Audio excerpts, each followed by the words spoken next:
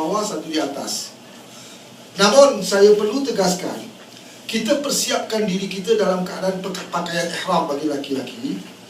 Namun kalau kita tidak menyempurnakan pakaian ihram itu, maknanya kita lakukan sesuatu yang melanggar ketentuan pakaian ihram, itu tak jadi apa. Sebab kita belum lagi berihram secara hakikat. Only when we reach Qarnul Manazil, miqat makani, barulah kita formally ihram. Okay? So kalau kita nak pakai baju pun boleh, nak pakai topi koboi pun boleh. Padahal kan ihram tak boleh tutup kepala. Tapi kita cuma buat persiapan, kita belum ihram betul. If you want to use songkok haji, silakan. Nak pakai apa pun silakan. Cuma dua helai pakaian ni siap sedia. Sebab nanti di atas pesawat, di atas kapal terbang, tentunya ruangnya sempit untuk kita nak ganti pakaian.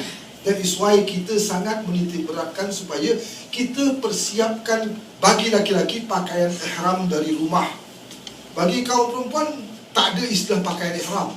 Cuma if you wear gloves, or you ada golongan yang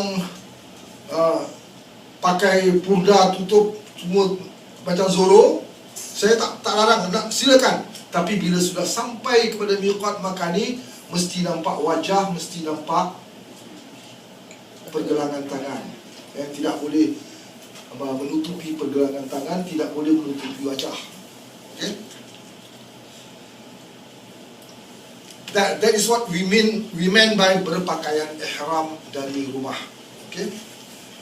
Kemudian sampai di miqat makani, kita mengucapkan talbiyah ihram. Apa talbiyah ihramnya, semua baca? Good. Lalu kita teruskan dengan bacaan talbiyah yang telah sama-sama kita hafalkan. Cuba saya dengar bacaan talbiyahnya. Labbaik Allahumma labbaik, labbaik la syarika laka labbaik, innal hamda wan ni'mata laka wal mulk la syarika lak. Baik. Nah, bacaan talbiyah ini hendaklah kita ulanginya sepanjang perjalanan sejak melalui miqat makani dan dihentikan apabila kita hendak memulai tawaf.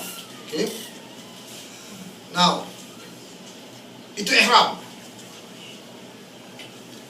Sampai di Jeddah bawa ke Mekah, kita dah settle penginapan kita. Kita akan menuju ke Mekah. Kalau tak silap saya, melalui diskusi saya dengan yang membantu untuk mengurus perjalanan ini, kita akan masuk dari pintu King Abdul Aziz. It is impossible for now untuk kita mengikuti sunnah Rasulullah, yang kalau hadis-hadis sahih yang kita ketemukan, Rasulullah kalau umrah masuk dari pintu salam, babu salam. But now babu salam dah berubah, so impossible for us to enter through babu salam. So kita plan masuk dari babu Abdul Aziz, pintu King Abdul Aziz saja. Itu pintu gerbang yang utama lah. Now, sebelum kita masuk Masjidil Haram, kita berwuduk terlebih dahulu. Berwuduk terlebih dahulu bukan kerana nak tawafnya, tapi persiapan untuk nanti solatnya. Saya perlu tekankan di sini, walaupun timbul kontroversi di kalangan kita dalam memahami masalah-masalah fikih ini.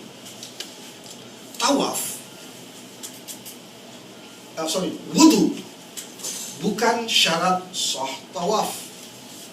Wudu syarat sah solat. Kalau Rasulullah wudu sebelum tawaf, bukan kerana tawafnya, tetapi kerana nak solatnya. Ini penting untuk kita fahamkan, supaya seandainya dalam keadaan tawaf itu ada yang terbuang angin, alamak, batal tawaf aku. Tak batal, brother. Tak batal.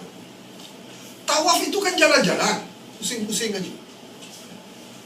tidak ada ketentuan dari sudut hadis-hadis maupun ayat-ayat Allah yang menekankan ataupun menentukan bahawa tawaf wajib dalam keadaan wudu. Tidak ada. Cuma tawaf wajib dalam keadaan suci dari hadas besar. Bukan hadas kecil, hadas besar. Kenapa? Hakikatnya tawaf itu hadas besar pun boleh. Tapi kerana kita tawaf di dalam masjid, yang berhadas besar tidak boleh berada di dalam masjid beribadah.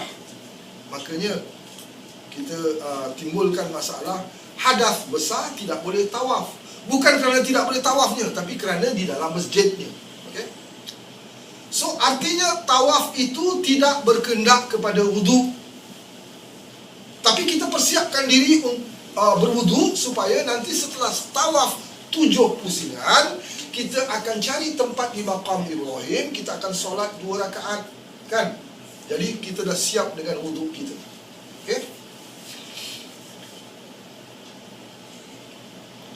Now, masuk Masjidil Haram melalui Babu Salam.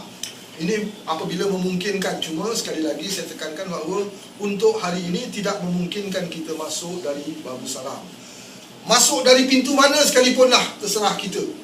Cuma jangan lupa masuk masjid langkah kaki kanan, kemudian berdoa Allahumma ftahli abwaab rahmatik. Doa itu tak ada dalam ini. Sebab I take for granted itu doa umum yang saban waktu kita masuk masjid, keluar masjid mesti dihafal lah. Kalau tak hafal, cuba hafalkan dari sekarang. Allahumma ftahli abwaab rahmatik. Okey? Ya Allah, bukakanlah pintu, Allahumma ftahli, bukakanlah bagiku pintu-pintu rahmat-Mu. Itu maksudnya. Setelah masuk Masjidil Haram melalui pintu mana saja, sekarang tak memungkinkan kita masuk dari Babu Salam. Apabila kita melihat Kaabah, ucapkanlah bacaan dan doa yang telah kita hafalkan. Cuba saya nak dengar ramai-ramai baca doa ketika melihat Kaabah. No raising of hands. Jangan angkat tangan sebab Nabi tidak contohkan. Doa, saya faham. Rata-rata masyarakat kita fahamkan kalau berdoa mesti angkat tangan. Sebenarnya doa adalah ibadah. Bila Nabi angkat tangan, kita angkat tangan. Nabi tidak angkat tangan, kita jangan angkat tangan. Ketika kita melihat Kaabah, Rasulullah melihat Kaabah, Rasulullah mengucapkan doa-doa tertentu. Ada 2 bentuk doa. Beliau tidak mengangkat tangan. Kenapa kita tahu beliau tidak mengangkat tangan? Sebab hadis tidak menggambarkan beliau angkat tangan. Kita angkat tangan bila kita ketemukan dalam hadis itu gambaran Rasulullah angkat tangan tinggi-tinggi. Dan kita angkat tangan. Okey? Now, ketika melihat Kaabah, baca doa melihat Kaabah itu. Saya nak dengar yang pendek dulu. Okey? Cuba ramai-ramai baca yang pendek. Allahumma antas salam wa minkas salam fahayyana rabbana bis salam. Okey. Yang panjang nanti dulu lah, tak apa. Saya kasih cat dulu. Lantas kita pun pergi nak mulai lakukan tawaf. Apa yang perlu kita buat dahulu? Kita mulai tawaf dengan mencium Hajar Aswad yang dinamakan takbil, atau menyentuh Hajar Aswad dengan tangan atau tongkat, lalu mencium tangan atau tongkat tersebut yang dinamakan istilam, atau sekadar isyarah dengan tangan atau tongkat tanpa mencium tangan atau tongkat tersebut. Itu isyarah. Sambil mengucapkan bacaan yang telah sama-sama kita hafal, iaitu apa? Apa dia? Pendek aja. Bismillahirrahmanirrahim. Umpamanya ini Hajar Aswad, kita datang, kalau boleh cium Bismillahirrahmanirrahim. Kalau tak boleh, ada tongkat dari jauh, sentuh tongkat itu, kemudian tongkat yang kena Hajar Aswad itu kita bawa ke bibir kita, ucup Bismillahirrahmanirrahim. Kalau tidak memungkinkan juga dari jauh Bismillahirrahmanirrahim. Okey? Itu yang dinamakan takbir, istilam, isyarah. We can choose any three. 3 cara, any one of it. Tak jadi masalah. Dan jangan kita menganggap salah satu di antara 3 itu lebih utama. Sebenarnya semua sama aja. Kalaupun kita rebut-rebut nak cium Hajar Aswad, please bersihkan diri kita. Jangan ada keyakinan yang berbentuk tahayul, khurafat. Sebab Saidina Umar juga ketika nak mencium Hajar Aswad, beliau sepertinya berbicara dengan Hajar Aswad, wahai batu hitam,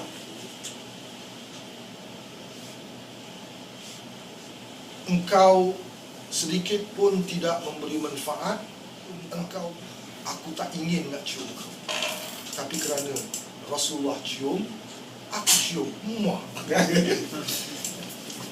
Jadi Umar membersihkan dirinya daripada kemusyrikan, mengagungkan, mengkeramatkan Hajar Aswad. Never. Hajar Aswad adalah hanya sekadar batu hitam. Kenapa Rasulullah cium? Rasulullah tak jelaskan, kita tak usah tanya. Rasulullah tak jelaskan itu. Kalau kita cium, muka kita jadi handsome aja. Tak ada. So, ini yang kita katakan ibadah yang berbentuk mahdhah. Mahdhah ini ibadah yang di luar jangkauan pemikiran manusia untuk memahaminya. Why? Macam solat kita lakukan. Kenapa kita angkat tangan sejajar dengan bahu, bertentangan dengan telinga? Kenapa? Kenapa tak begini je? Ataupun Allahu Akbar. Kenapa begini? Kita tak tahu. Tapi Nabi contoh ibadah mahdhah. No other way except what Rasulullah shows. Rasulullah cium Hajar Aswad, barangkali rindu beliau, sebab beliau sudah meninggalkan Mekah selama 10 tahun, 9 tahun lah, from the time when he managed to do the Hajj. Kan 13 tahun di Mekah, kemudian hijrah ke Madinah, berada di Madinah selama 10 tahun. The 9th year beliau melakukan ibadah haji. Jadi barangkali rindu kepada kampung halaman. Mekah kan tempat lahir Rasulullah, maka diciumnya. Itu barangkali, kita tidak tahu. But because he does it, dia melakukannya, dia adalah ibadah ta'abudi. If we can follow, we follow. Tapi Nabi menjelaskan bahawa kalau tak boleh takbir, istilam. Kalau tak boleh istilam, isyarah. Tapi bersihkan diri kita, jangan mendewakan, mengkeramatkan, mengagungkan Hajar Aswad itu sendiri. Jangan lomo-lomo muka kita dekat Hajar Aswad dengan maksud-maksud tertentu. Jangan. Inilah yang paling kita sedia, dan barangkali kita harus persiapkan diri kita. Jangan terjebak bila kita melihat di Mekah nanti, di Kaabah itu, kita lihat macam-macam karenah-karenah manusia. Ada yang melekat macam spider kan? Dekat tiang-tiang, dekat Kaabah tu, melekat macam spider. What the hell?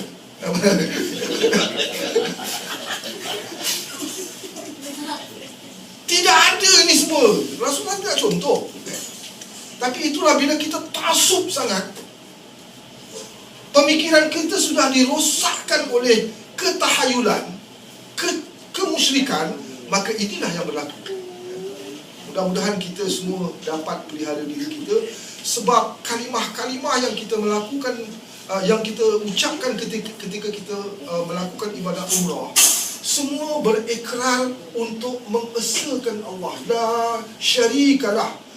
Tidak ada sekutu baginya. Wahdah, esa dia. Maknanya ketauhidan kita kepada Allah benar-benar kita wujudkan dalam hati kita,